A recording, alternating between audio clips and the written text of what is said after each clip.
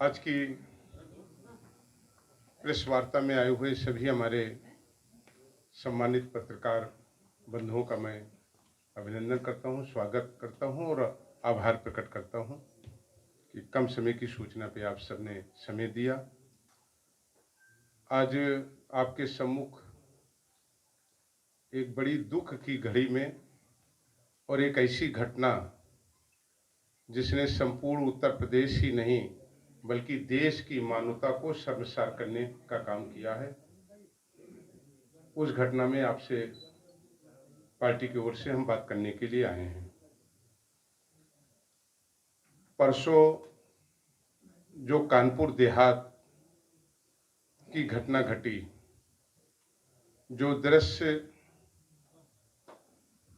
Media के माध्यम से, सोशल मीडिया, उनकी जो विजुअल आई हैं, उसने हमको और आपको और संपूर्ण मानव जगत को उसने कहीं न कहीं हिला दिया है। जहां मानवता शर्मसार हुई है, वहीं कैसे हम मान सकते हैं कि एक दुनिया के सबसे बड़े लोकतांत्रिक देश, जहां का सबसे बड़ा मजबूत संविधान है, कानून है, राजस्व एक्ट बना हुआ है, राजस्व संहिता है, उसके बावजूद मनमाने ढंग से कुछ अधिकारी और कर्मचारी जाते हैं। एक गरीब दीक्षित परिवार, जिसके ऊपर केवल ये आरोप है कि जो उन्होंने अपना कच्चा मकान बना रखा था, उसमें कुछ जमीन ग्राम समाज की आती है। और जब वो वहां पहुंचे तो परिवार ने रोते बिलखते हुए हाथ जोड़ करके उनसे निवेदन किया कि हमें मौका दिया जाए। और यही नहीं, वो परिवार इसके पहले उसी जनपद के जिलाधिकारी के यहाँ अपने प्रार्थना पत्र को लेकर 3 बार गया था, और जब उसकी सुनवाई नहीं हुई थी तो मृतका के बेटे ने वहां धरना भी दिया था अकेले, और ये कह करके वहां के जिलाधिकारी ने भगा दिया कि तुम्हारी हिस्ट्री शीट खुलवा देंगे, तुम्हारा जीवन बर्बाद कर देंगे। ये मैं नहीं कह रहा हूं, ये बेटे के बयान घटना के तुरंत बाद सारे टीवी चैनल्स में आए, और उसी ने आरोप भी लगाया कि लगातार उन्हीं से नहीं, कई उच्च अधिकारियों से हम लगातार न्याय की गुहार करते रहे, लेकिन कुछ लोगों के इशारे पर रोज हमारे मकान को गिराए जाने की धमकी दी जाती रही। ये ठीक बात है कि हो सकता है कि उसका मकान कुछ ग्राम समाज की जमीन में बना हो, मैं नहीं जानता, लेकिन ये अधिकार कैसे मिल गया कि प्रशासन वहां पहुंचा, ये देखते हुए भी कि पूरा परिवार घर के अंदर है, हाथ पैर जोड़ करके गुहार लगा रहा है। उन्हीं के बेटे का ये बयान आया है कि आग वहां पर पहुंचे हुए अधिकारियों और कर्मचारियों ने लगाई। विजुअल में आ रहा कि हल्की आग छपरा में दिखाई दे रही है। उसके बाद भी ये जानते हुए कैसे इतना संवेदनहीनता का काम हो सकता है कि बुलडोजर को उसके ऊपर चला दिया गया, और बुलडोजर के चलते ही धधक धधक के आग जलने लगी। तमाशा बने मानवता की ये दुश्मन, वो प्रशासनिक अधिकारी देखते रहे कि एक बेटी जिसके पिता ने मजदूरी करके, गरीब परिवार था, बकरियों का पालन करके जीवन यापन करता था, मजदूरी करके उसे एलएलबी कराने का काम किया था। उस बेटी की तमन्ना थी कि हम न्याय के लिए लड़ाई लड़ेंगे, लेकिन बेटी और मां दोनों धधक धधक करके जल गए, और तमाशबीन होकर के वहां खड़ा प्रशासन देखता रहा। समाचार पत्रों के माध्यम से मालूम हुआ कुछ जेसीबी के ड्राइवर को, जो 1500 रुपए की नौकरी करता था, लेखपाल को, कुछ पुलिस कर्मचारियों को और वहां के उप जिलाधिकारी को उसमें नियुक्त किया गया है। क्या यह कोई स्वीकार कर सकता है कि इतनी बड़ी घटना जिसमें 2 व्यक्ति धू धू करके जल गए हों, जिले में बैठे हुए जिला अधिकारी की जिम्मेदारी और दायित्व में नहीं आता? क्या उनकी ये जिम्मेदारी से वो भाग सकते हैं कि उन्हीं के जिले में एसडीएम ने मौके पर पहुंच करके 2 लोगों को उनके सामने जिंदा जलते हुए देखा हो उन्होंने? क्या वहां के पुलिस सुपरिटेंडेंट की ये जिम्मेदारी नहीं थी? क्या वो इस जांच के दायरे में नहीं आते? और क्या ऐसे ही मान लिया जाए कि बिना डीएम और एसपी की कोई जिम्मेदारी नहीं थी? और मैं समझता हूं कि स्वतंत्र भारत में आजादी कितने लंबे वर्ष हो जाने के बाद ये एक ऐसी घटना है जिसे महसूस होता है कि आज ये बुलडोजर ये गरीबों के लिए, कमजोर के लिए काल बन गया है। वहां से एक हमारी बहन विधायक हैं, सरकार में मंत्री हैं, और इत्तेफाक से उन्हें जो विभाग मिला है वो महिला सशक्तिकरण का ही विभाग मिला हुआ है। उन्होंने खुद एक बयान दिया कि मैं बहुत दुखी हूं, और उन्होंने कहा कि हमारा कल्याण में मंत्री होना बेकार है, मैं न्याय नहीं दिला पाई। मैं समझता हूं कि जिस क्षेत्र की महिला कल्याण की मंत्री हूं, वहां एक गरीब परिवार के साथ इतना बड़ा अन्याय हो जाए, और अन्याय हो जाने के बाद भी वहां लगातार उच्च अधिकारी घंटों इस घटना पर पर्दा डालते रहे। हम तो धन्यवाद देंगे मीडिया के सम्मानित बंधुओं को जिन्होंने काफी असलियत दिखाने का काम किया, और शायद यही कारण था कि प्रशासन इसे पूरी तरीके से छिपा नहीं पाया। उससे भी ज्यादा लज्जा की बात यह है कि लोकतंत्र में पक्ष होता है, विपक्ष होता है। जब समाजवादी पार्टी के माननीय राष्ट्रीय अध्यक्ष जी के निर्देश पर समाजवादी पार्टी का एक प्रतिनिधिमंडल हम सब विधायकों का, जिसमें आदरणीय विनोद चतुर्वेदी जी, अमिताभ वाजपेयी जी, हमारे कानपुर के विधायक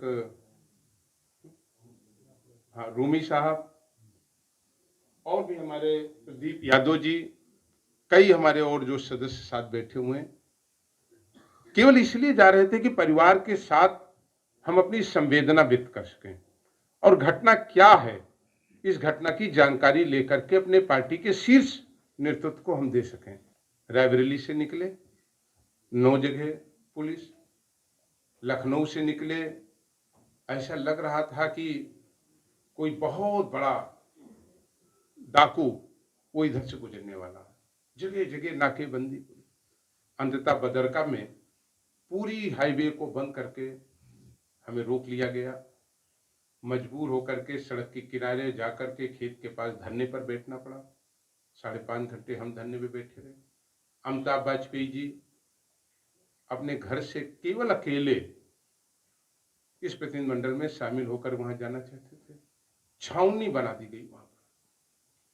इस तरह की छावनी की जो वीडियो में दृश्य आए हैं, सैकड़ों की संख्या में पुलिस के बड़े अधिकारी, सिपाही, और ले जाकर के एक कॉलेज में जबरन वहां बैठाए रखा गया। यही स्थिति प्रदीप यादव जी के साथ हुई, यही हमारे आदरणीय विनोद चतुर्वेदी जी के साथ हुई, और हमारे और सम्मानीय सदस्यों के साथ हुई। क्या लोकतंत्र में हम किसी के दुख में शामिल नहीं हो सकते? क्या हम उनको संवेदना व्यक्त करने नहीं हमको जाने दे रहे हैं? और ये केवल अकेली घटना नहीं है। अगर आप देखें, तभी थोड़े दिन पहले की बात है, कानपुर में बलवंत सिंह पुलिस हिरासत में उनकी मृत्यु हुई। अच्छा ये होता कि सरकार और प्रशासन के लोग इस बात पर लगते कि जिन अधिकारियों ने उन्हें बुरी तरीके से थाने में मारा और पीटा है, इनके विरुद्ध कार्रवाई हो, कानून का राज्य रहे। दुख के साथ कहना चाहते हैं कि वहीं पूरा प्रशासन इस बात पर लगा रहा कानपुर पे कि बात मीडिया में न जाने पाए, मीडिया में दब कैसे जाए। उनकी बहन बिलखती रही, लेकिन न्याय नहीं मिला। हम आभार प्रकट करेंगे पार्टी के अपने राष्ट्रीय अध्यक्ष जी को कि इस घटना में गए वो। यही नहीं, एक तीसरी घटना है। ये घटना कन्नौज की है। कन्नौज की इस घटना में एक शाक्य परिवार अरुण शाह की हत्या हो गई। हत्या के कारणों में हम जाएं, मोटिव में जाएं, तो हम देखें एक दूसरे पक्ष के ऊपर पुलिस ने लगातार गलत मुकदमे लिखाना, उसे प्रताड़ित करना और ये स्थिति पैदा कर दी, दोनों पक्ष में इतना तनाव पैदा कर दिया कि अंततः कन्नौज में हत्या हो गई। बाराबंकी की घटना हम कैसे भूल सकते हैं कि बाराबंकी में एक 70 वर्षीय तीरथपाल, उनके यहां बुलडोजर पहुंच गया, अतिक्रमण के नाम पे उनका नुकसान किया गया। उसी समय उनको हार्ट अटैक आया और 2 घंटे बाद उनकी मृत्यु हो गई। गाजियाबाद में एक ऑटो चालक, कोई गलती नहीं थी, केवल ये बताते हुए कि आपने गाड़ी साइड पे नहीं लगाई है, उसको इतना थाने में मारा गया कि उसकी भी पुलिस हिरासत में मृत्यु हो गई। अगर हम देखें तो ललितपुर की घटना मानवता को सार सार करती है। एक दलित युवक को दबंगों ने मारा ही नहीं बल्कि उसे पेशाब पिलाया।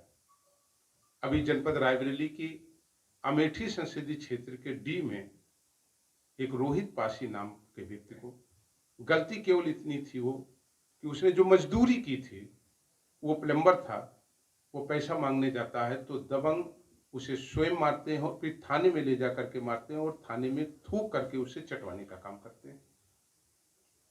ये जो घटनाएं आज उत्तर प्रदेश में हुई हैं, मैं मानता हूं कि जिस पुलिस को जिम्मेदारी दी गई थी कि वो लोगों के सम्मान की रक्षा करे, उन्हें न्याय दिलाए, आज वो लोगों का किस तरह उत्पीड़न कर रही है। और जब बात कानून की जाएगी तो उसी राजस्व एक्ट में ये व्यवस्था है कि अगर किसी व्यक्ति ने ग्राम समाज की जमीन पर कोई अगर उसने अपना मकान बना लिया है तो एक्ट के 24, 25, 27 में उसके ऊपर मुकदमा चलाया जाएगा, उसको सुनवाई का अवसर दिया जाएगा, वो अपनी बात कहेगा, उसका वकील खड़ा होगा, एपीआर होगा और सुनवाई के बाद कोई फैसला करेगी। अगर उसके बाद भी उसको कोई गिरवांश होगी तो उसकी अपर कोर्ट में वो जाएगा, वो सिविल कोर्ट जा सकता है, वो रेवेन्यू के राजस्व बोर्ड में जा सकता है, वो माननीय उच्च न्यायालय में जा सकता है। कोई बेदखली का ऑर्डर कानपुर के भी मामले में नहीं था। अब ठीक बात है कि पत्रावली लोगों के पास ही कुछ उसमें बना लें, और इसलिए हम कहना चाहते हैं कि इस कार्रवाई में केवल लेखपाल या उसके कुछ ऊपर के अधिकारी वो दोषी नहीं हो सकते। 1500 रुपए पाने वाला उस जेसीबी बुलडोजर का ड्राइवर वह मेन कर्ता नहीं हो सकता। इसका संचालन कहां से हो रहा है, ये बुलडोजर कहां से चल रहा है। काश ये बुलडोजर चलता बढ़ती हुई महंगाई पर, काश ये बुलडोजर चलता बेरोजगारों को रोजगार देने के लिए, काश ये बुलडोजर चलता आज जो उत्तर प्रदेश के किसानों की पूरी फसल चौपट हो जा रही है। लेकिन जिस तरीके से आज मानवता को शर्मसार करने की घटनाएं हो रही हैं, पुलिस हिरासत में बड़ी संख्या में लोग मारे जा रहे हैं जिनसे न्याय की उम्मीद थी, तो मैं समझता हूं कि इससे बड़ा अन्याय, अत्याचार और कुछ नहीं हो सकता। सरकार कहती है हम कानपुर के पीड़ित परिवार की मदद करेंगे, हम तो कानपुर के लिए नहीं, उस वृद्ध के लिए भी मांग कर रहे हैं जिसके यहां बुलडोजर चला और 2 घंटे बाद उसकी मृत्यु हो गई। सरकार से जरूर चाहेंगे कि सरकार जब वहां संवेदना व्यक्त करने जाए तो 5-5 करोड़ की चेक और 2 सरकारी नौकरी के कागज जरूर लेकर के जाए। केवल मोबाइल पर बात कर लेने से, समाचार पत्रों में केवल संवेदना प्रकट कर देने से कोई काम नहीं बनने वाला है। हालांकि जो ये पाप हुआ है, ये पाप किसी पैसे से और नौकरी देने से भी उनकी जान वापस नहीं आ सकती। लेकिन मैं फिर भी कहूंगा कि जो लोग संवेदना व्यक्त कर रहे हैं तो सरकार वहां जाए तो निश्चित रूप से जो उनकी मांग है उसकी चेक और 2 सरकारी नौकरियों के कागज लेकर के जरूर जाए। अभी हमारे एक विधायक इरफान सोलंकी जी की घटना आप सब लोगों को मालूम है। हमारे साथी विधायक अमिताभ वाजपेयी जी इरफान सोलंकी जी की घटना के बारे में भी अपनी बात रखेंगे। प्रभात खबर .com, विश्वास वही, रफ्तार नहीं।